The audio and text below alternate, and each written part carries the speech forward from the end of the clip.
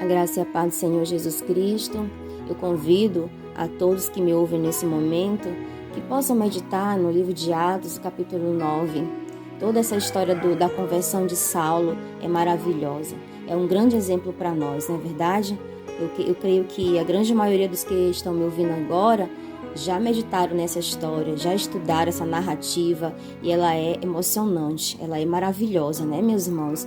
Eu gostaria de ler somente esses versículos aqui que estão grifados aqui de azul, né? Que diz assim: e caindo por terra ouviu uma voz, o verso 4, tá? E caindo por terra ouviu uma voz que lhe dizia: Saulo, Saulo, por que me persegues? Ele perguntou: quem és tu, Senhor? E a resposta foi: eu sou Jesus a quem tu persegues. Mas levanta-te e entra na cidade, onde te direi o que te convém fazer. Então a história ela continua, né? Ele ficou cego, depois Deus mandou um discípulo dele chamado Ananias, né, visitá-lo. Ele questionou, né, essa ordem de Deus. Senhor, esse homem, ouvi dizer que muitas vezes ele ouvia a respeito desse homem, quantos males tem feito aos teus santos em Jerusalém, o verso 13, né? E para aqui trouxe autorização dos principais sacerdotes para prender a todos os que invocam o teu nome.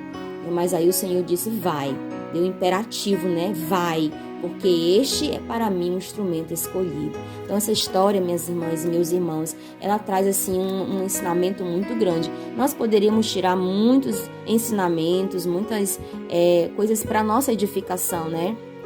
Mas eu gostaria de mostrar aqui para os meus irmãos um estudo que eu fiz, né? No capítulo 12 do livro Atos dos Apóstolos, né? Atos dos Apóstolos. A igreja que transformou o mundo e que tem transformado até hoje, né? E o tema é de perseguidor a discípulo. Foi uma meditação que a gente fez hoje, dia 7, né? Meditamos em Atos 9, 17 e 18, foi o texto-chave. E bem aqui, minhas queridas e meus queridos irmãos, eu gostaria de mostrar para vocês a leitura que diz assim: enquanto a luz continuava a resplandecer em redor deles, Saulo ouviu uma voz que falava em língua hebraica. Olha só, a língua original de Cristo, enquanto no mundo, né, humanamente falando, é hebraica. Ele falou em hebraico e que ele dizia: Saulo, Saulo, por que me persegue? A gente já leu, né? Então aqui diz que, cheios de amor e quase cegados pela intensidade da luz, os companheiros de Saulo ouviram a voz, mas a ninguém viram. Saulo, porém, compreendeu as palavras que foram faladas. Ele entendeu e a ele claramente foi revelado aquele que falou, a saber, o Filho de Deus, no ser glorioso que estava diante dele, viu crucificado. Na mente do judeu surpreso, na mente do judeu, que no caso da mente de Paulo, a imagem do rosto do Salvador ficou gravada para sempre. Então a gente vê, né, que Paulo, o apóstolo Paulo, ele não somente ouviu, mas ele viu a imagem de Deus, a imagem de Cristo. As palavras faladas lhe atingiram o coração com terrível força.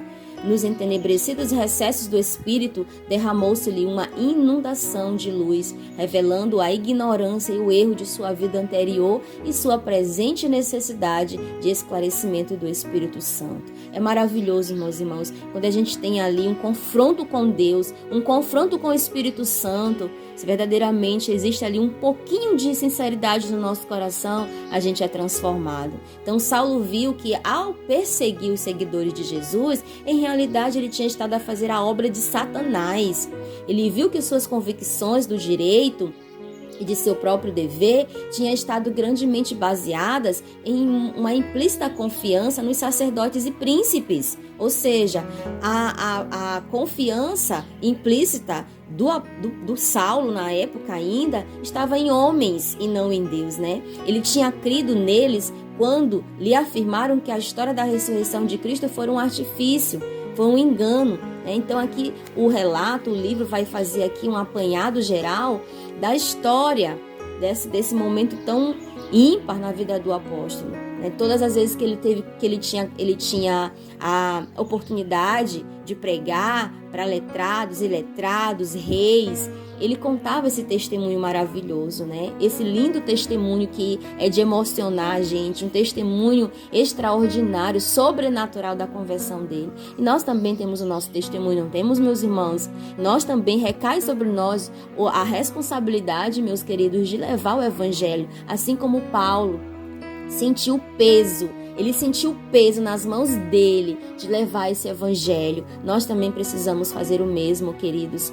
O chamado que Deus fez para nós, ele não foi um chamado para a gente ficar numa zona de conforto. Esse chamado é para nós sairmos e levarmos o evangelho a tempo e fora de tempo, que ouçam, que deixem de ouvir, mas nós precisamos levar a palavra e que nós venhamos gerar testemunho. A nossa vida com Cristo, ela possa gerar testemunhos assim também como a vida de Paulo, né, que foi um perseguidor ferrenho de Cristo, dos seguidores de Cristo, mas ele foi transformado de perseguidor a perseguido por causa do amor, né, que ele começou a ter, que ele teve doravante, daquele momento da doravante por Cristo Jesus. E que nós também possamos ter esse encontro com o nosso Deus. Um bom dia na paz do Senhor Jesus.